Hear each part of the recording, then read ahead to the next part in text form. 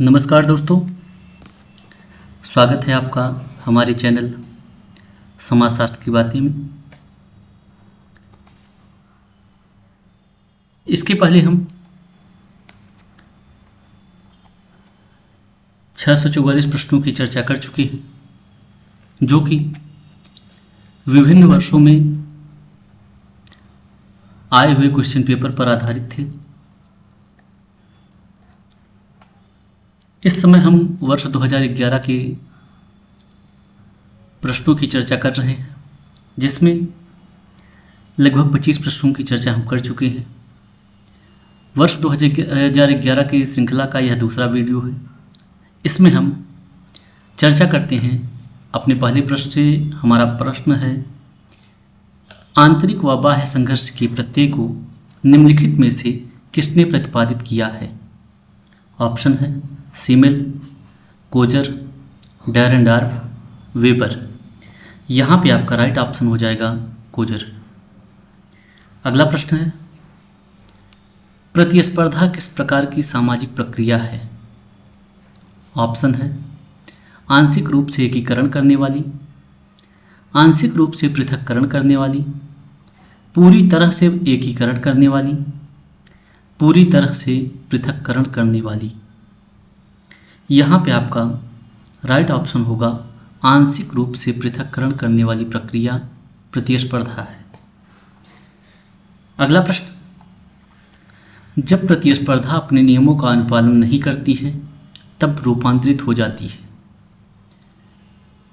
Option है संघर्ष, सहयोग, समझौते, आत्मसातकरण। राइट ऑप्शन यहाँ पे आपका हो जाएगा संघर्ष। अर्थात जब प्रतिस्पर्धा अपने नियमों का अनुपालन नहीं करती है तब वह संघर्ष में रूपांतरित हो जाती है। अगला प्रश्न है, प्रतिस्पर्धा और संघर्ष में अंतर। ऑप्शन है प्रतिस्पर्धा कम मात्रा में पृथक्करण करती है जबकि संघर्ष अधिक मात्रा में। दूसरा, प्रतिस्पर्धा व्यक्ति व समाज दोनों को लाभ पहुंचाती है जबकि संघर्ष दोनों को हानि। तीसरा, प्रतिस्पर्धा सामाजिक प्रगति में सहायता करती है जबकि संघर्ष इसमें बाधा पहुंचाती है। उपर्युक्त सभी। यहाँ पे आपका चौथा ऑप्शन सही होगा, अर्थात ये सभी कथन सही हैं। उपर्युक्त सही सभी आपका सही होगा। अगला प्रश्न है, प्राथमिक समूह की अवधारणा किसने दी है? ऑप्शन है राधा कमल मुखर्जी ने, कूले ने, हट्टन ने, लिंटन ने। राइट ऑप्शन आपका हो जाएगा C.H. कूले ने प्राथमिक समूह की अवधारणा दी है। अगला प्रश्न, निम्न में से कौन सा द्वितीयक समूह है? ऑप्शन है बच्चों का खेल का समूह, ऑफिस, पड़ोस, परिवार। यहाँ पे आपका राइट ऑप्शन हो जाएगा ऑफिस। ऑफिस सेकेंडरी ग्रुप अर्थात द्वितीयक समूह के अंतर्गत शामिल है। अगला प्रश्न है, निम्न में से कौन सा प्राथमिक समूह है? पड़ोस, बच्चों के खेल का समूह, परिवार। ये तीनों प्राथमिक समूह के अंतर्गत आते हैं। बढ़ते हैं अगले प्रश्न पर, और हमारा प्रश्न है, औपचारिक संबंध निम्न में से किन समूहों के लक्षण हैं? ऑप्शन है आपका अस्थायी समूह, स्थानीय समूह, द्वितीयक समूह, प्राथमिक समूह। यहाँ पे आपका राइट ऑप्शन हो जाएगा द्वितीयक समूह। अर्थात द्वितीयक समूह में ही औपचारिक संबंध पाए जाते हैं। प्राथमिक समूह में औपचारिक संबंध का सर्वथा अभाव होता है। यहाँ पे अनौपचारिक संबंध ज़्यादा प्रभावी होता है। पढ़ते हैं अगले प्रश्न पर। प्रश्न है आपका, किसने समूह की व्याख्या ओवर्ट और कोवर्ट के रूप आधार पर की है? ऑप्शन है ऑगबर्न व निमकॉफ, गिटलर, बाटोमोर, फेयरचाइल्ड। यहाँ पे आपका राइट ऑप्शन हो जाएगा गिटलर। अगला प्रश्न है, हम खाली स्थान के सदस्य होते हैं, संस्थाओं के नहीं। ऑप्शन है आपका संस्कृति, समाज, संगठन, समिति। यहाँ पे आपका चौथा ऑप्शन सही होगा, हम समिति के सदस्य होते हैं, संस्थाओं के नहीं। अगला प्रश्न है, कौन सा शब्द सदस्यता को व्यक्त नहीं करता है? ऑप्शन है संस्था, समिति, सामाजिक समूह, समुदाय। यहाँ पे आपका राइट ऑप्शन हो जाएगा संस्था। अगला प्रश्न है, समाजशास्त्र की भाषा में एक गांव क्या है? ऑप्शन है समुदाय, संगठन, समिति, समाज। यहाँ पे आपका राइट ऑप्शन हो जाएगा समुदाय। अगला प्रश्न है, सामाजिक स्तरीकरण का अर्थ क्या है?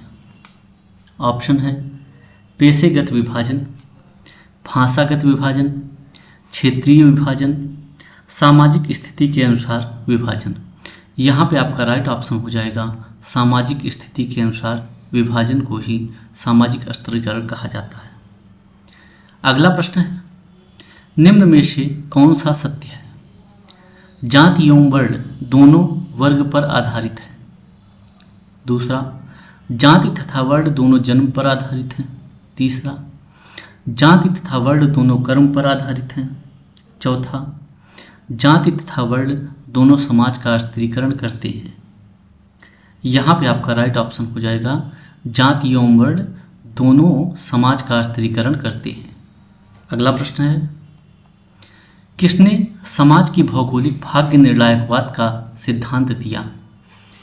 भौगोलिक भाग्य निर्णायकवाद, इसका सिद्धांत किसने दिया? ऑप्शन है Malinowski, Huntington, Hutton, Shri Aurobindo. यहाँ पे आपका राइट ऑप्शन हो जाएगा हंटिंगटन। अगला प्रश्न है, निम्न में से कौन सा कथन हंटिंगटन द्वारा दिया गया है? ऑप्शन है समाज के भाग्य का निर्णय सांस्कृतिक परिस्थितियां करती हैं। दूसरा, समाज के भाग्य का निर्णय भौगोलिक परिस्थितियां करती हैं। तीसरा, समाज के भाग्य का निर्णय राजनैतिक परिस्थितियां करती हैं। और चौथा है समाज के भाग्य का निर्णय आर्थिक परिस्थितियां करती हैं।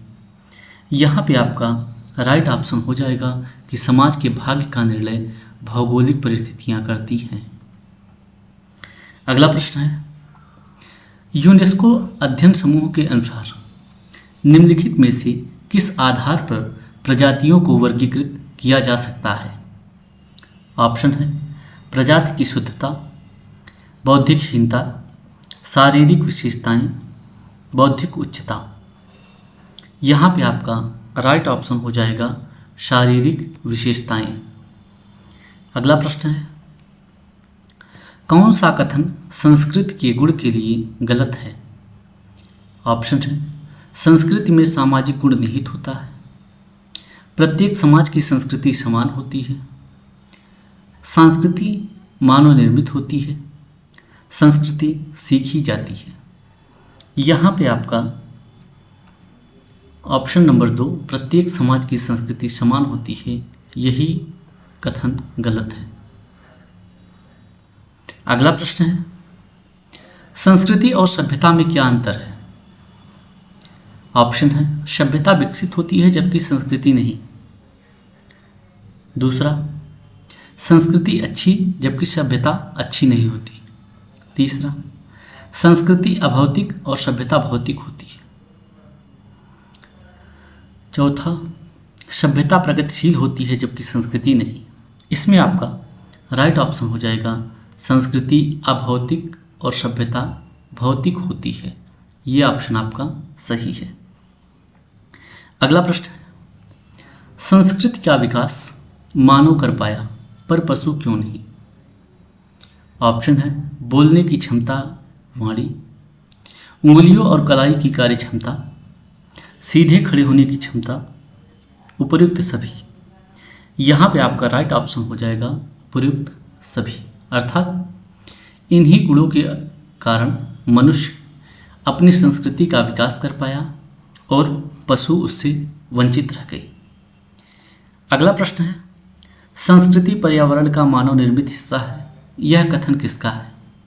ऑप्शन है Mahatma Gandhi, Malinowski, Linton, Herskovits, right option आपका हो जाएगा हर्शकोविट्ज।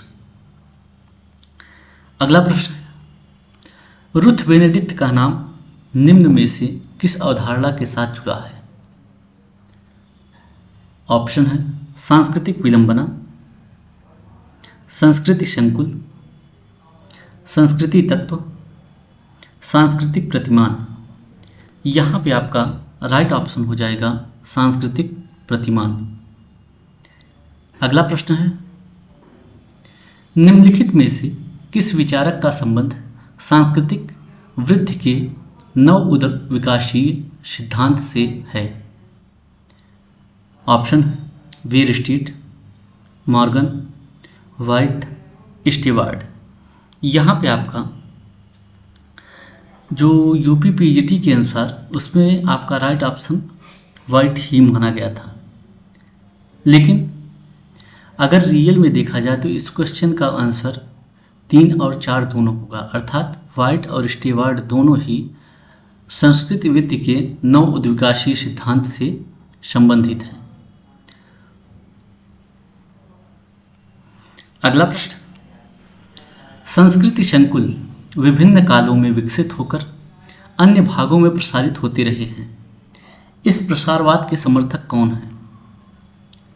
विचारक के नाम हैं ग्रेबनर, एंकरमैन, रॉबर्ट लाबी, इलियट व मैरिल। नीचे दिए गए कूट में से सही उत्तर का चयन करें। ऑप्शन है 1 और 2, 2 और 3, 2, 3 और 4, उपर्युक्त सभी। यहाँ पे आपका राइट ऑप्शन हो जाएगा ग्रेबनर और एंकरमैन, अर्थात 1 और 2। अगला प्रश्न, निम्न में से कौन सा कथन सही है? व्यक्तित्व की जड़ें संस्कृति में होती हैं। संस्कृति की जड़ें व्यक्तित्व में होती हैं। संस्कृति की जड़ें बर्ताव में होती हैं। इनमें से कोई नहीं। यहाँ पे आपका राइट ऑप्शन होगा व्यक्तित्व की जड़ें संस्कृति में होती हैं। अगला प्रश्न है, समाज बनता है किससे बनता है? व्यक्तियों के संबंधों से, समितियों से, व्यक्तियों से, संस्थाओं से।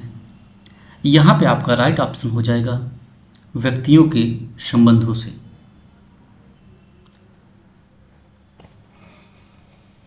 यह वीडियो दोस्तों यहीं पर समाप्त होता है। अगर आपको हमारी वीडियो पसंद आ रही है तो चैनल को सब्सक्राइब करें और ज़्यादा से ज़्यादा लोगों तक शेयर करें, ताकि अधिक से अधिक लोग इस श्रृंखला से लाभान्वित हो सकें। मिलते हैं अगली वीडियो में। हाँ, एक बात और बताना था, इस वीडियो के डिस्क्रिप्शन बॉक्स में आपको व्हाट्सएप चैनल का लिंक दिया गया है और टेलीग्राम ग्रुप का लिंक दिया गया है। ज़्यादा से ज़्यादा लोग उससे जुड़ने का प्रयास करें। मिलते हैं अगली वीडियो में, तब तक के लिए धन्यवाद।